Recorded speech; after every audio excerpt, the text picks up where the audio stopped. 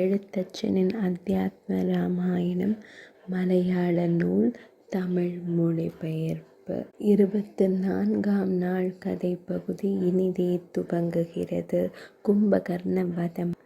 தம்பி இவ்வாறு கூறியதை கேட்டு மிகுந்த கோபமடைந்த ராவணன் கூறினான், எனக்கு ஞானோபதேசம் செய்வதற்காக நான் உன்னை இன்று எழுப்பவில்லை. உனக்கு விருப்பம் போல் நிம்மதியாக உறங்குவாயாக. நீ எவ்வளவு பெரிய புத்திமான் என்பதையும் இன்று நான் தெரிந்து கொண்டேன். கவலைகள் நீங்கி சுகமாக வாழும் தினங்களில் வேத சாஸ்திரங்களை உன்னிடமிருந்து கேட்டு தெரிந்து கொள்கிறேன். உன்னால் இயலுமென்றால் உடனடியாக சென்று போரிட்டு ராமன் முதலியோரை வதைத்து விட்டு வா. தமையனின் இத்தகைய வார்த்தைகளை செவிமடுத்து உக்கிரமடைந்த கும்பகர்ணன் புறப்பட்டான். போரில் ரகுராமனால் அழிக்கப்பட்டால் தனக்கு மோட்சம் கிடைக்கும் என்று கருதியவன் பதற்றத்தை கைவிட்டு உயர்ந்த மலையை போன்ற தன் உருவத்துடன் கோட்டை மதிலை தாண்டி உரக்க கர்ஜித்து கொண்டே மிக வேகமாக சென்றான்.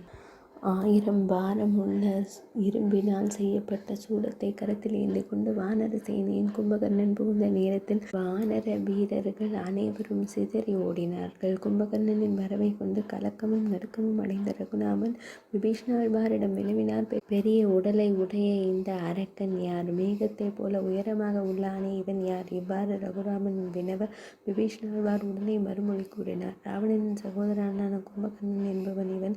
எனக்கு மூத்தவன், மிகவும் சக்தி வாய்ந்தவன், அறிவாளி, தேவர்களுக்கே அந்தகன், யமன் போன்றவன். ராவணனின் சகோதரனான கும்பகர்ணன் என்பவன் இவன். எனக்கு மூத்தவன், மிகவும் சக்தி வாய்ந்தவன், அறிவாளி, தேவர்களுக்கே அந்தகன், யமன் போன்றவன். தூக்கத்திற்கு வசப்பட்டிருக்கும் இவனை தவிர மற்ற யாராலும் இவனை வெல்ல இயலாது. தன் கதையை எல்லாம் விளக்கி கூறி மூத்த அண்ணனான கும்பகர்ணனின் பாதங்களில் விபீஷணாழ்வார் விழுந்து பணிந்து வணங்கினார். விபீஷணாழ்வார் கூறினார், நான் உனது தம்பியான விபீஷணன். என் மீது அன்பு கொண்டு என்னை ஆசீர்வதிக்க வேண்டும். சீதையை ராகவனுக்கு கொடுத்து விடுமாறு நான் அண்ணனிடம் அன்போடு கேட்டுக்கொண்டேன். ஆனால் வாளை கையில் எடுத்துக்கொண்டு என்னை கொல்வதற்காக அவர் கோபத்தோடு நெருங்கி வருவதைக் கண்டு நான் பயந்து என் 4 அமைச்சர்களுடன் தப்பித்து சீதாபதியை பகவான் ஸ்ரீராமனை சரணடைந்தேன்.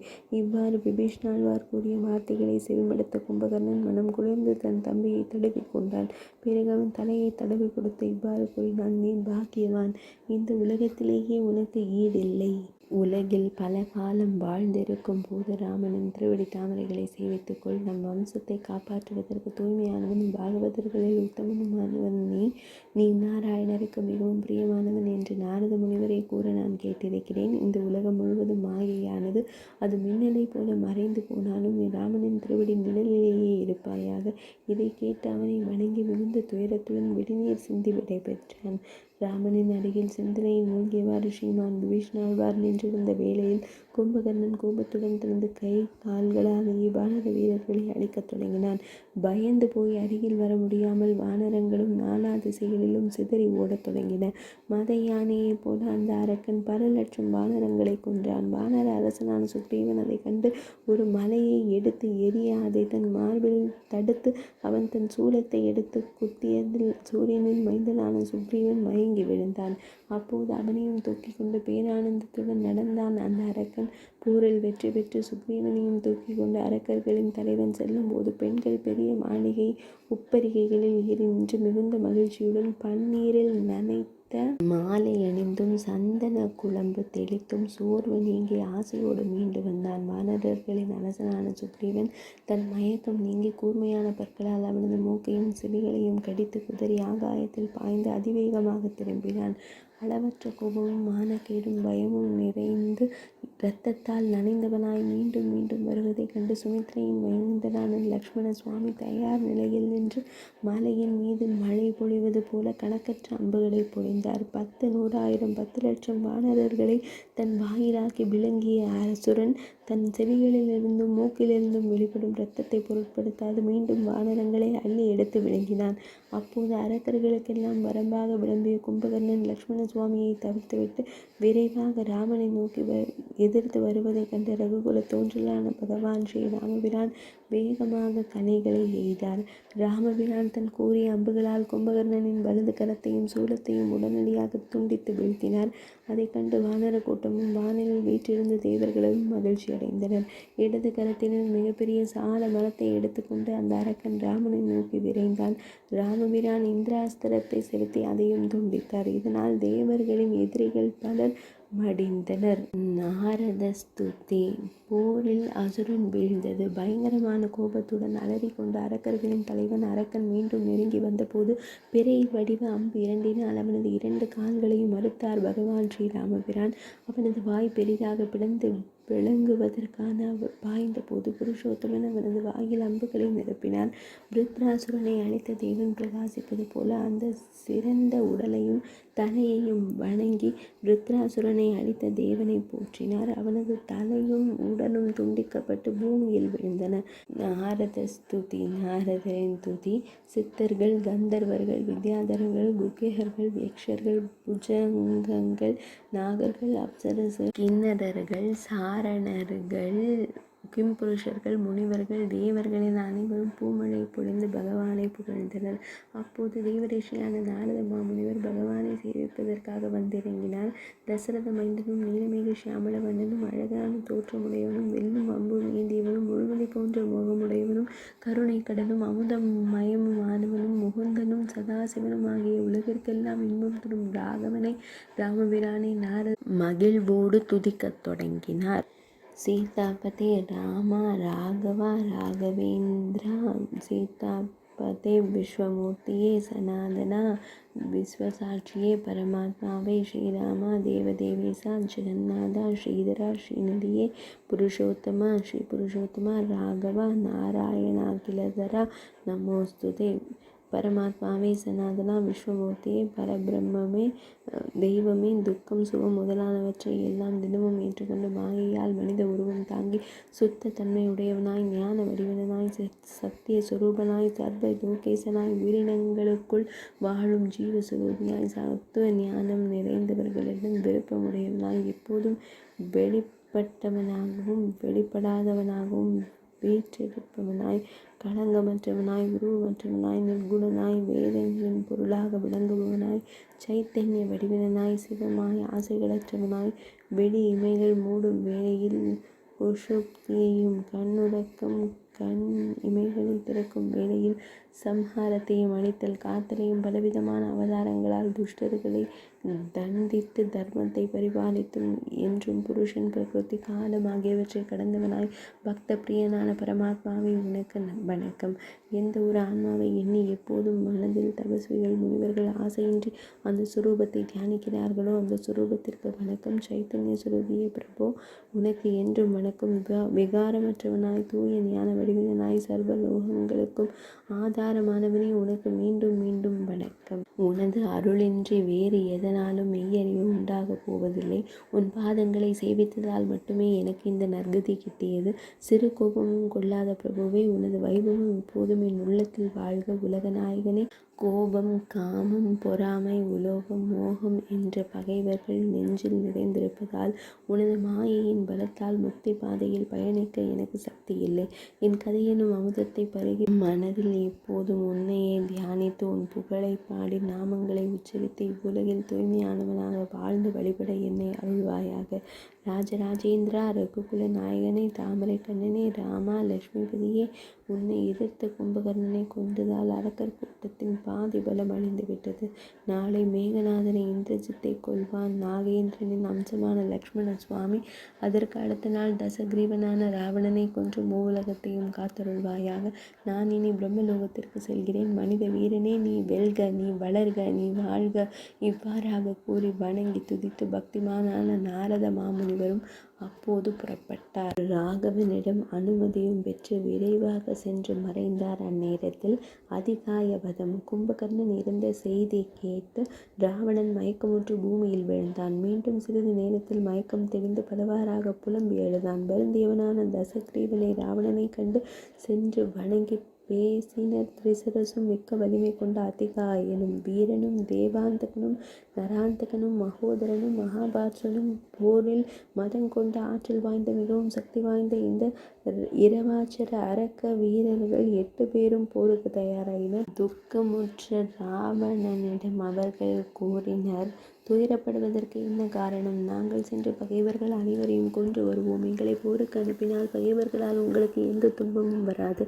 அப்படியான நீங்கள் சென்று போர் புரிந்து என் துயரத்தை தீருங்கள் என்றான் தசானனன். ராவணன் கண்ணில் படாதபடி பெருஞ்சேனையையும் உடன் கொண்டு செல்லுங்கள் என்று கூறி ஆயுதங்கள், வாகனங்கள், ஆபரணங்கள் மற்றும் பெருஞ்செல்வங்களையும் அவர்களுக்கு கொடுத்தான். தசானந்தனான ராவணன் வெள்ளத்தை போன்று பறந்து விரிந்த பெரும் படைகளுடன் இரு சிறந்த மகாரத வீரர்களும் போர்க்களத்திற்கு புறப்பட்டு செல்வதைக் கண்டு குரங்கு வீரர்களின் தலைவர்களும் தயாரானார்கள்.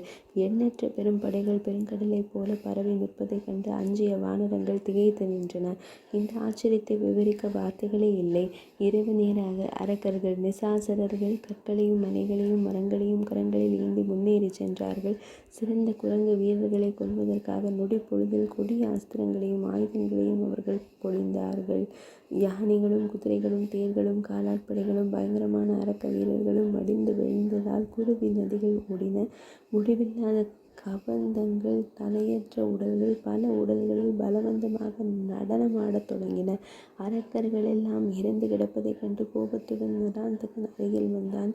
ஈட்டியை ஏந்தி குதிரை மீது ஏறி யமனைப் போல வேகமாக நெருங்கி வந்தபோது அங்கதன் தன் முஷ்டிகளால் கரங்களால் அவனை தாக்கி யமபுரத்திற்கு யமலோகத்திற்கு அனுப்பினான். தேவாந்தகனும் மிக வேகமாக வந்து வாலி மைந்தனான அங்கதனுடன் மோதினான். யானை மீது ஏறி மகோதரனும் தேரின் மீது ஏறி திரிசரசும் அங்கு வந்து சேர்ந்தார்கள். மூவருடனும் போரிட்ட அங்கதனை தேவாதிகளும் புகழ்ந்தனர். அந்நேரம் கண்டு நின்றனர். வாயுபுத்திரனும் நீலனும் வந்து இவனுக்கு துணையாக அந்நேரம் மாருதி கொன்றான். தேவாந்தகனையும் வீரனாம் நீலன் மகோதரனையும் சூரனாகும் திரிசரசின் தலைகளை மாருதி வெட்டி கொன்றுவிட்டான். வந்து போரிட மகாமார்ச்வனும் அந்நேரம் கொன்றொழித்தான். அங்கதன், மகாபலன், மத்தன், உன்மத்தனும் இறந்தனர். கபிசேஷர்களோடு எதிர்த்து விரைவாக மிகவும் வீரனான அதிகாயன் அந்நேரம் 1000 குதிரைகள் பூட்டிய தேரில் சாஸ்திர ஆயுதங்கள் நிரப்பி வில்லும் ஏந்தி போர்க்களத்தின் நடுவே மிகுந்த வேகத்துடன் போரிட வந்தான். நானொலி எழுப்பி அரக்கர் தலைவனின் மைந்தன் முன்னேறிய போது நிற்க முடியாமல் பயந்த வானரர் அனைவரும் வாள்களை உயர்த்தியபடி ஓடத் தொடங்கினர். மிக சாதுரியமான அதிகாயினை லக்ஷ்மண சுவாமி கொன்றெதிர்த்தார். அந்நேரம் லக்ஷ்மண சுவாமியின் பாணங்கள் சென்று தைத்த போதிலும் அந்த கணமே அம்பு முனைகள் முறிந்து விழுந்தன. சிந்தையில் ஆழ்ந்து வேறு வழியின்றி திகைத்து லக்ஷ்மண சுவாமி நின்று அந்நேரம் வாயுதேவனும் மனித உருவில் வந்து வீரனான லக்ஷ்மண சுவாமியிடம் கூறினான். முன்பு பிரம்மதேவன் அளித்த அம்பினை எடுத்து வில்லில் தொடுத்தான். தர்மத்தை காப்பதற்காக இந்த பிரம்மாஸ்திரத்தை இவனை எய்து உன்னை கொல்வான். பின்னர் உன்னால் கொல்லப்பட்ட இந்திரஜித்தின் தந்தையான உயர்ந்த தசகண்டனையும் ராவணனையும் கொன்று உலகங்களை காத்த ஜெயத்தை பெறுவான் ராமன் என்று கூறி வாயுதேவன் மறைந்தான். லக்ஷ்மண சுவாமியும் தனது மூத்த சகோதரனான ராமபிரானின் பாத கமலங்களில் தன் மனதை உறுதியாக நிலைநிறுத்தி வணங்கினான். பிறகு புஷ்பாகர என்ற அம்பினை பிரயோகித்தான். அந்த கணமே எதிரியின் கழுத்தை அறுத்து வீழ்த்தியது. பூமி அதிருமாறு விழுந்த அந்த அழகான தலையை வானர கூட்டங்கள் மகிழ்வோடு எடுத்துக்கொண்டு ராமனின் அருகே சென்று கரம் கூப்பி வணங்கி சமர்ப்பித்தனர். ராமஜெயம் கூறி மீதமிருந்த அரக்கர் கூட்டம் ஓடியது. ராவணனிடம் சென்று அங்கு நிகழ்ந்த நிலைமைகளை தெரிவித்தனர். ஆகா, விதியின் வலிமையே என்று கூறி தசகண்டனும் ராவணனும் கதறினான். இந்திரஜித்தின் வெற்றி. தலைப்பு: மக்களும் தம்பிகளும் மருமகன்களும் வலிமைமிக்க படைகளின் தலைவர்களும் அமைச்சர்களும் இறந்துவிட்ட பிறகு எனக்கு என்ன நன்மை இருக்கிறது?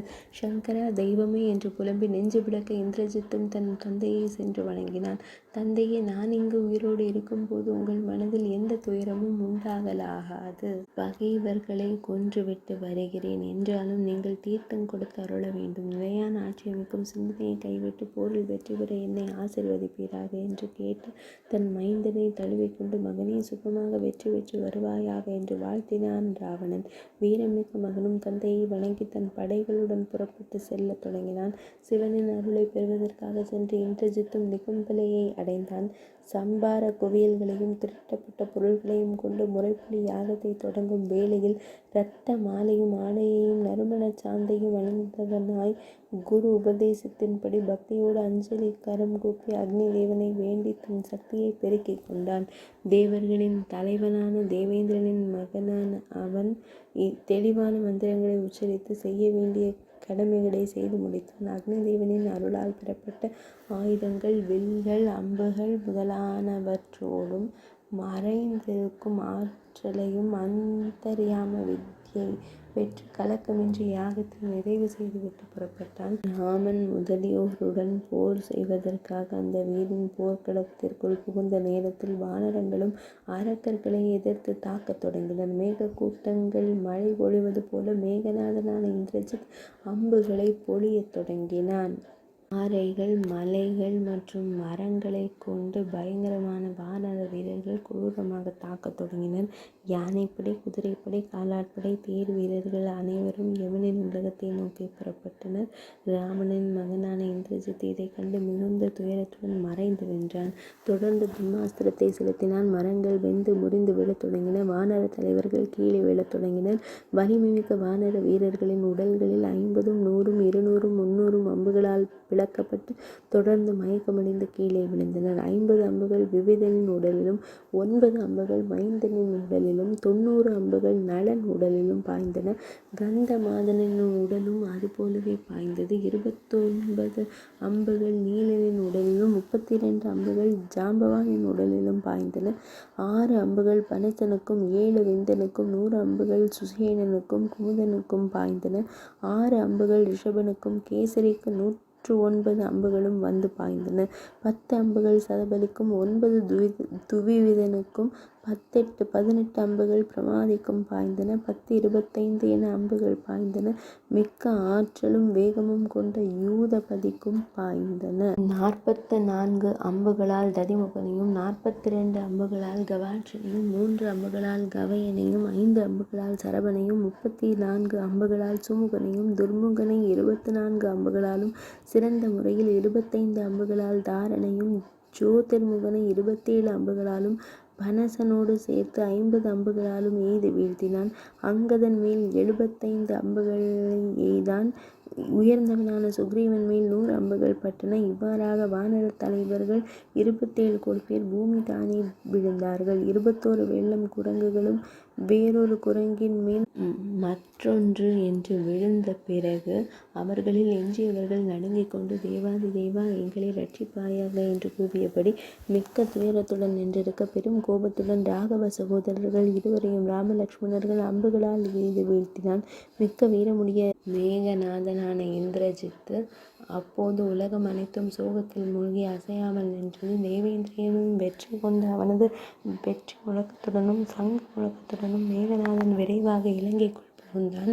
தேவர்கள் அனைவரும் ஆசை இழந்து நின்றார்கள். ஔஷதாஹரண யாத்ரா, மூலிகை குணரும் பயணம். கைகசியின் மகனான விபீஷணன் பாகவதர்களில் சிறந்தவனும் தர்ம நெறியில் நிலைத்து நிற்பவனுமானவன் இனிமேல் போரிட இயலாது என எண்ணி போர்க்களத்தை விட்டு விலகி நின்றான். கொள்ளி போலவும் மின்னல் போலவும் கிடப்பவர்களில் உயிர் உள்ளவர் யார் என்று அறிய விரும்பியவனாய் ஒவ்வொருவராக உற்று பார்த்து தேடத் தொடங்கினான். வாயுபுத்திரன் ஹனுமன் அப்பொழுது வேறு யாருடைய உதவியும் இல்லாமல் தானே தனியாக சென்று கண்டான். வானரங்கள் விழுந்து கிடந்த இடங்களில் யாராவது இறக்காமல் இருக்கிறார்களா என்று நோக்கியபடி தனியாக நடந்து செல்லும் வேளையில் அங்கு அரக்கர்களின் தலைவனான விபீஷணாழ்வாரை கண்டான். இருவரும் ஒருவரை ஒருவர் அறிந்து கொண்டு பெருந்துயரமுற்று தூய மனம் கொண்டவர்களாய் மீண்டும் நடந்தனர். தாமரையில் பிறந்தவனின் பிரம்மதேவனின் அருளால் ஜாம்பவான் தந்தையின் நல்வாக்கினால் மயக்கம் நீங்கி விழித்திறந்து அசைவின்றி அமர்ந்திருந்த போது அங்கு சென்ற விபீஷணாழ்வார் மிகுந்த மரியாதையுடன் வினவினார். வானரத்தில் சிறந்தவரே, தமக்கு உயிர் இருக்கிறதா? நலமாக இருக்கிறீரா? நான் யார் என்று தமக்கு தெரிகிறதா? இரத்தம் நிறைந்திருப்பதால் விழிகளை திறக்க முடியவில்லை.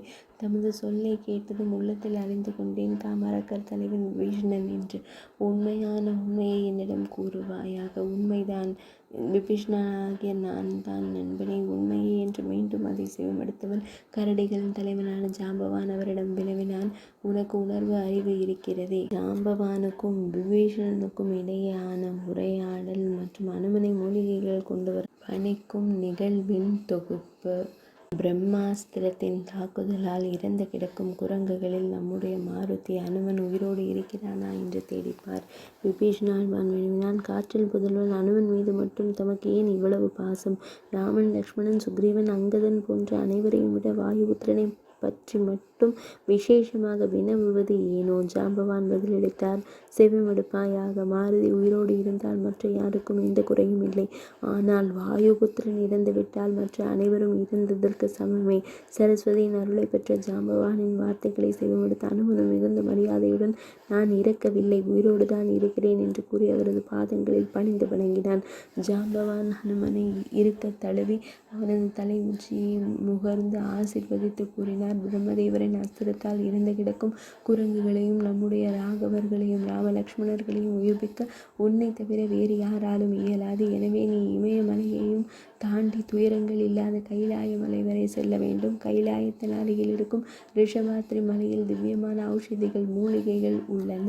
4 திவ்ய மூலிகைகள் உள்ளன. அந்நான்கின் பெயர்களையும் கேட்டறிவாய். முதலாவது பெசல்ய கரணி என்பதாகும். 2வது சந்தான கரணி. 3வதாக நல்ல ஸ்வர்ண கரணி. 4வதாக நான் கூறுவது மிருத்த சஞ்சீவினி. தோழனே, 2 சிகரங்கள் உயர்ந்து நிற்பதை காணலாம்.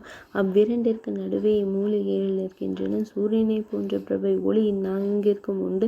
இவை வேதத்தின் வடிவங்கள் என்று நீ அறிவாய். கடலையும் காடுகளையும் மலைகளையும் அழகிய நதிகளையும் நாடுகளையும் கடந்து விரைவாக சென்று மூலிகைகளை கொண்டு வாயுநந்தன மாருதியே, நீ தாமதிக்காமல் செல்வாய். பிரம்மதேவரின் மைந்தனான ஜாம்பவானின் சொற்களை செவிமடுத்தவன் பக்தியுடன் தொழுது மகேந்திர மலையின் மீது ஏறினான்.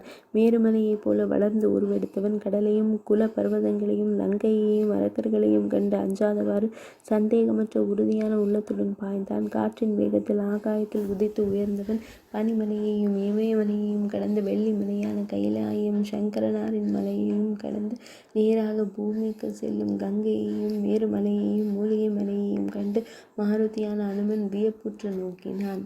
கால நேமியின் புறப்பாடு. கால நேமி புறப்படுதல். மாருதி அனுமன் மூலிகைகளுக்காக காற்று வேகத்தில் விரைந்து சென்றதை அறிந்த ஒற்றர்கள் இரவோடு இரவாக சென்று அதை அரக்கர்களின் தலைவனுக்கு ராவணனுக்கு விவரித்தனர்.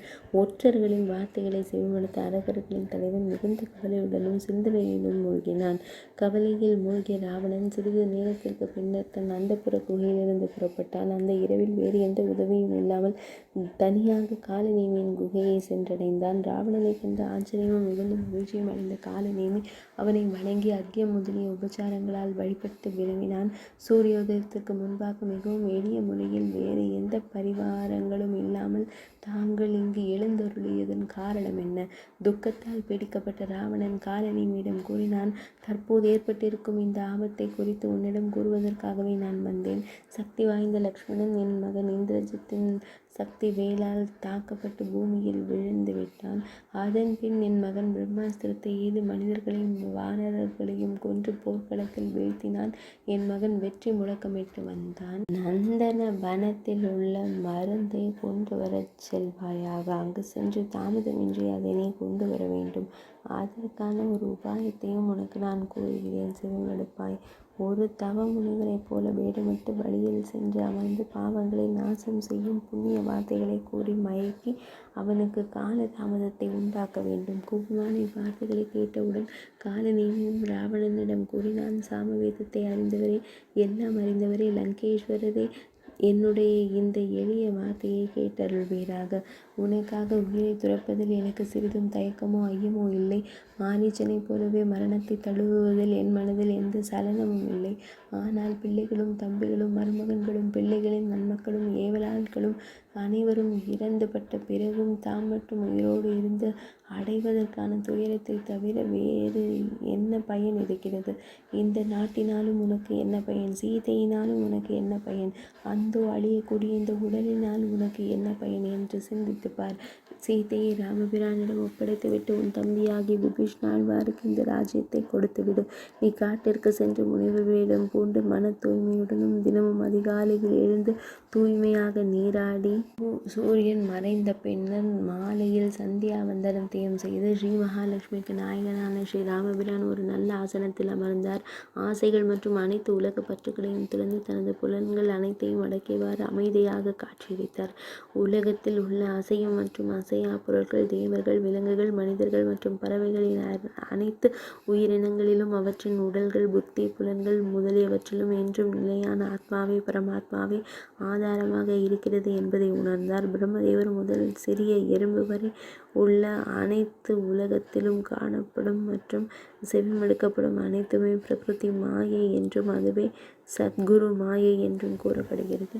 இந்த காணக்கூடிய உலகமாகிய மரத்திற்கு சிருஷ்டி, படைப்பு, ஸ்திதி, காத்தல், விநாசம், அழித்தல் ஆகியவற்றிற்கு காரணம் இந்த மாயையே ஆகும். சிவப்பு, வெண்மை, கருமை முதலான குணங்களை கொண்டு பல்வேறு உடல்களை உற்பத்தி செய்வதாக மாயை இருக்கிறது. காமம், குரோதம், கோபம் போன்றவைகளை தன் புதல்வர்களாகவும் பேராசை, வன்முறை போன்றவைகளை தன் புதல்விகளாகவும் கொண்டுள்ள மாயையானவள் தன் குணங்களால் ஆத்மாவை மயக்கி தன் வசப்படுத்துகிறாள்.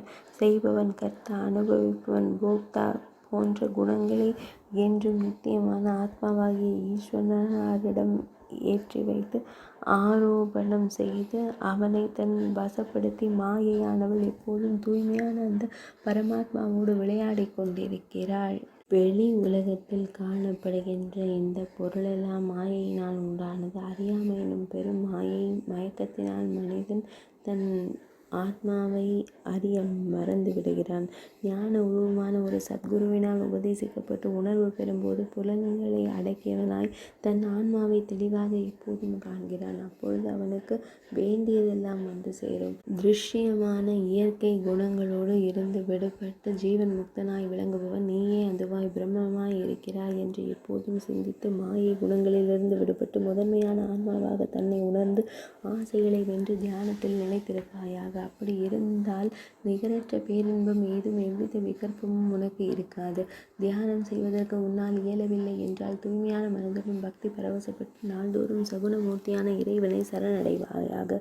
அத்தியந்த பக்தியுடனும் தூய புத்தியுடனும் இதய தாமரையின் கர்ணிகையில் மத்தியில் பொன்னிற பீடத்தில் ரத்தினங்கள் பதித்த தூய்மையான ஆசனத்தில் மென்மையான தேவி சீத்தையுடன் வீற்றிருப்பவரும் லக்ஷ்மண சுவாமியால் சேவிக்கப்பட்டவரும் வில்லும் அம்பும் ஏந்தியவரும் வீராசனத்தில் அமர்ந்திருப்பவரும் விசாலமான விழிகளை உடையவரும் மின்னலுக்கு ஒப்பான பீதாம்பரத்தை அணிந்தவரும் ஹாரம், கிரீடம், தோள்வளை, மோதிரம், ரத்தின கச்சாகிய இடையாடை, குண்டலம், நூபுரம், கடகம், அரைஞான் ஆகிய ஆபரணங்களால் விளங்குபவருமான பக்தியோடு பரபிரம்மத்துடன் ஒன்றி தியானித்தால் நிச்சயம் முக்தி அடைவீர். எப்போதும் ஸ்ரீராமபிரானின் சரித்திரத்தை செவிமடுத்தும் அதை கூறியும் அவரை உயர்வாக வழிபட்டு கொண்டும் காலத்தை கழிப்பவருக்கு மீண்டும் ஒரு பிறவி ஏது? எண்ணற்ற பிறவிகளாக சேர்த்த பாவங்கள், கல்மஷங்கள் அனைத்தும் நிச்சயமாக நசிந்து போகும். எனவே பகையை துறந்து பக்தியோடு ஸ்ரீராமபிரானையே எப்போதும் பஜனை செய்வீராக. பூரணமானவரும் ஏகமானவரும் எப்போதும் இதயத்தில் வீற்றிருப்பவரும் பாவ வடிவமானவரும் பரமபுருஷனும் நாம ரூபங்களுக்கு அப்பாற்பட்டவரும் புராணனும் சிவமயமானவருமான ராமனையே நீ எப்போதும் பஜனை செய்வாய். அரக்கர்களின் அரசன் ராவணன் காலநீவி கூறி அமிர்தத்திற்கு நிகரான வார்த்தைகளை செவிமடுத்ததும் கோபத்தால் விழிகள் சிவந்து வாளை உருவி அவனது தலையை வெட்டுவதற்கு துணிந்து இவ்வாறு கூறினான். உன்னை கொன்று போட்ட பிறகு மற்ற காரியங்களை நான் பார்த்து கொள்கிறேன். அப்போது காலநீவி என்ற அரக்கன் எல்லாவற்றின் மூலத்தையும் காரணத்தையும் சிந்தித்து இவ்வாறு கூறினான். அரக்கர்களின் அரசனை துஷ்டாத்மாவே, போதும் போதும். கடுமையான குணத்தால் என்ன பயன்? உன்னுடைய கட்டளையை நான் பின்பற்றுவேன். எனக்கு நற்கதி கிடைக்கும் என்று நீ அறிந்து கொள்வாய். உண்மை வடிவனை வணங்கி நான் அந்த நன்னீர் உள்ள சமுத்திரமான கடலிற்கு புறப்பட தயாராகிறேன் என்று கூறிய இமயமலையின் பக்கவாட்டில் அக்கணமே முனிவர் வேடம் பூண்டு சென்று அமர்ந்தான். அங்கே மாயையால் உருவாக்கப்பட்ட ஓர் ஆசிரமத்தை கண்டான். அது பல்வேறு முனிவர்களால் சேவிக்கப்பட்டதாக இருந்தது. சீடர்களும் பணிவிடை செய்வோரும் சூழப்பெற்ற அந்த உன்னதமான ஆசிரமத்தை கண்டு வாயுவின் மைந்தனான அனுமன் சிந்தித்து நின்றான். இங்கே ஒரு ஆசிரமமா? இதன் மூலம் என்ன? இதற்கு முன் நான் இதை கண்டதில்லையே. வழி தவறினேனா அல்லது வெறும் மனப்பிரமையா இது? பல்வேறு வகையான தபஸ்விகளை கண்டு அளிக்கப்பட்ட நீரை அருந்தி தாகத்தை தீர்த்து கொண்டு ரகுநாயகனின் அருளால் நிலையான அந்த பெரிய துரோண மலையை காண்பேன். இவ்வாறு சிந்தித்து ஒரு யோஜனை பரப்பளவு கொண்ட அந்த மாய ஆசிரமத்தை நோக்கி நடந்தான். வாழை, பனை, ஈச்சை, தென்னை முதலிய மரங்கள் நிறைந்ததும் தெளிந்த நீரை கொண்ட தடாகம் அமைந்ததுமான அந்த சாலையில் காலநீவி எனும் அசுரன் தங்கியிருந்தான். அவன் அங்கு அவையோருடன் இணைந்து இந்திர யாகத்தை முறைப்படி செய்து சந்திர சூடனின் சிவபெருமானின் அருளை பெறுவதற்காக பக்தியோடு சிவ பூஜையும் செய்து வாழ்ந்து வந்தான். நட்சத்திரங்களுக்கு அதிபதியான சந்திரனை போன்றவனும் தபஸ்விகளில் சிறந்தவனுமாகிய அசுரனை காலநேமியை வணங்கி உலக உயிர்களுக்கு பிராணனான வாயுதேவனின் புதல்வன் அனுமன் இவ்வாறு கூறினான். ராமதூதனாகிய அனுமன் வாயுவின் மைந்தன், அஞ்சனையின் அருமை புதல்வன். ராம காரியத்திற்காக திருப்பார்கடலை நோக்கி மகிழ்ச்சியோடு விரைந்து கொண்டிருக்கிறேன். தப்போநிதியே, என் உடலுக்கு தேவையான பலத்திற்காக இங்கு வந்தேன். தாகம் தாங்க முடியாமல் நீர் அருந்துவதற்காக நீர்நிலைகள் எங்கு உள்ளன என்று அருள் கூர்ந்து கூற வேண்டும். நான் இங்கு அதிக நேரம் தாமதிக்க கூடாது என்பதே என் விருப்பம். மாருதியான அனுமன் கூறியதை கேட்ட அசுரன் கருணை உள்ளம் கொண்டவன் போல் நடித்து கூறினான். என்னுடைய கமண்டலத்தில் உள்ள நீரை அருந்தி உனது தாகத்தை தணித்துக் கொள்வாய். பழுத்த கனிகளை உட்கொண்டு துயரம் நீங்கி சிறிதே உறங்கி ஓய்வெடுப்பாய். நீ இனி சற்றும் சிரமப்பட தேவையில்லை. பூத காலம் வருங்காலம் அனைத்தையும் என் திவ்ய காட்சியினால் நான் அறிவேன். அதை உனக்கு தெளிவாக கூறுகிறேன். வானர வீரர்களும் சுமித்ரையின் மைந்தனுமான லக்ஷ்மணனும் மனித வீரர்களும் உன் கண் எதிரே ஆரோக்கியமாக இருப்பதை என் ஞானத்தால் காண்கிறேன். எனவே உன் கவலை தீர்ந்து எழுந்த அனைவரும் போருக்கு தயாராகி நிற்கிறார்கள். இவற்றை செவிமடுத்த கபிசிரேஷ்டனான அனுமன் கூறினான். நீங்கள் மிகவும் கருணை மிக்கவர். எனக்கு தாகம் மிகவும் அதிகமாக இருக்கிறது. கமண்டலத்தில் நீர் எதுவும் இல்லை என்று வாயுபுத்திரன் அனுமன் கூறிய போது மாயையால் உருவாக்கப்பட்ட அந்த சிறுவன் பது நீர்நிலைக்கு சென்று காட்டுகிறேன் என்று மகிழ்ச்சியுடன் மீண்டும் கூறினான். விழிகளை ஓடிக்கொண்டு நீரை அருந்தி உடனே தாகத்தை தணித்துக் கொள்வாய். அதற்கு பின்னர் உனக்கு இழந்ததை காண்பதற்கான ஒரு நல்ல மந்திர உபதேசத்தை செய்கிறேன் என்று அவன் கூறியதை செவிமடுத்து மாருதியும் நம்பிக்கையுடன் அந்த சிறுவனை பின்தொடர்ந்து சென்றார். விழிகளை மூடி நீர்நிலையை அடைந்து தண்ணீரை அருந்த தொடங்கும் வேளையில் மிகவும் பயங்கரமான ஒரு பெண் முதலை வந்து சிறந்த குரங்கு வீரனை விழுங்குவதற்கு முயன்றது. அப்போது கவலைகள் எல்லாம் சிறந்த அனுமன் தன் விழிகளை திறந்து பார்த்தார். தன் வாயை பிளந்து கொண்டு எதிரே வந்த முதலையை கண்ட கபிவரன் அனுமன் தன் கரங்களால் அதை நடுவில் பிளந்தார். அப்போது அந்த முதலையின் உடல் அழிய அதன் உயிர் மின்னலை போல மேலே பறந்து சென்றது. அங்கே ஒரு திவ்யமான விமானத்தில் தேவரூபத்துடன் பிரகாசித்த ஒரு தேவதையை கண்டு வியந்தார். மனதை கவரும் பேரழகு கொண்ட அந்த அப்சர பெண் வாயுபுத்திரனான அனுமனிடம் கூறினாள். கபிவரரே, கருணையினால் தான் எனக்கு சாப விமோசனம் கிடைத்தது. முன்பொரு காலத்தில் நான் ஒரு அப்சர பெண்ணாக இருந்தேன். ஒரு முனிவரிடமிருந்து தனது சாபத்தால் ராட்சசி ஆனவளும் தன்யமாலினி எனும் பெயர் கொண்டவளுமான மகா முனிவரை, மானிடனான நீங்கள் இதை கொஞ்சம் கவனமாக செவிமடுக்க வேண்டும். இந்த புண்ணிய ஆசிரமத்தில் நீங்கள் கண்ட அந்த தாபசன் நட்சத்திரங்களின் தலைவனான காலநேமி எனும் மகா பலவான் ஆவான். ராவணனால் ஏவப்பட்டு மீண்டும் இங்கு வந்த அவன் தமது வழியை தடை செய்வதற்காகவே வந்தான். முனி வேடத்தை தரித்திருந்த போதிலும் அவன் முனிவர்களையும் தேவர்களையும் துன்புறுத்தும் கொடியவன்.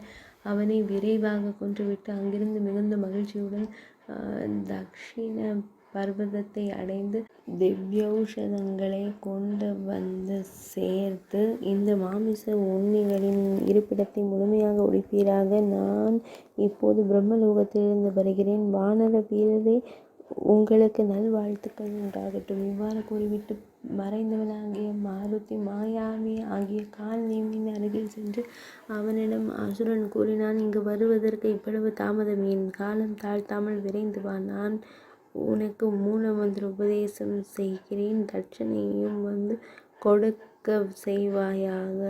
விரைவில் பட்சணமாய் வந்து சேர்வது நிச்சயமாகும். உடனே முஷ்டியை இறுக பிடித்து மிகுந்த பலம் கொண்ட ராட்சசர் கொன்றடித்த கபி வீரன் அவனை ஒரே அடியாக அடித்து கொண்டு போய் பின்பு சென்று யமதர்மனின் உலகத்திற்கு புகுந்தான். திவ்ய ஔஷத பலம், திவ்ய மருந்தின் பலன். திருப்பார்கடலையும் துரோணகிரியையும் துரோணமலையையும் மாருதி ஹனுமன் கண்டு வணங்கி கண்டான். ஆனால் மூலிகைகள் வாழும் அந்த சிகரத்தை கண்டபோதும் அவரால் அந்த தனித்துவமான 4 திவ்ய மூலிகைகளையும் கண்டறிய இயலவில்லை. அவற்றை காணாததால் கோபமடைந்த அனுமன் சூரிய பிம்பத்தை பிடிப்பது போல அந்த மலையை பெயர்த்தெடுத்து கரத்தினால் பிடித்தார். அதை கொண்டு வந்து ராமபிரானின் முன் வைத்த உடனேயே பெரும் போர்க்களத்தில் இருந்த துன்பங்கள் அனைத்தும் நீங்கின. உண்டாகின. மலையை கொண்டு வந்த நேர்த்தியையும் திறமையையும் கண்டு பெருமகிழ்ச்சி அடைந்த ராமபிரானும் நீலனும் வானரப் படைகளும் அடைந்த ஆனந்தத்திற்கு எல்லையே இல்லை. திவ்ய மூலிகைகளின் காற்றுப்பட்ட மாத்திரத்திலேயே எவ்வித கேடுமின்றி மயங்கி கிடந்த அனைவரும் எழுந்திருந்தார்கள். முன்பு எவ்வாறு இருந்தார்களோ அவ்வாறே முற்றிலும் குணமடைந்து விட்டார்கள்.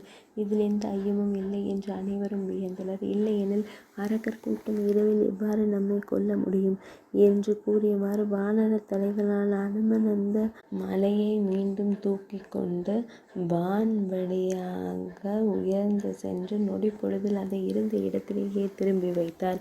போரில் இருந்த அரக்கர்களின் உடல்களை ராவணனின் ஆணைப்படி அரக்கர்கள் கடலில் வீசி எறிந்திருந்தனர். ஆதலால் மூலிகை காற்று பட்ட போதும் அரக்கர்களால் யாரும் உயிர்த்தெழவில்லை. 24ஆம் அத்தியாயமான 24ஆம் நாள் கதை இனிதே நிறைவடைந்தது.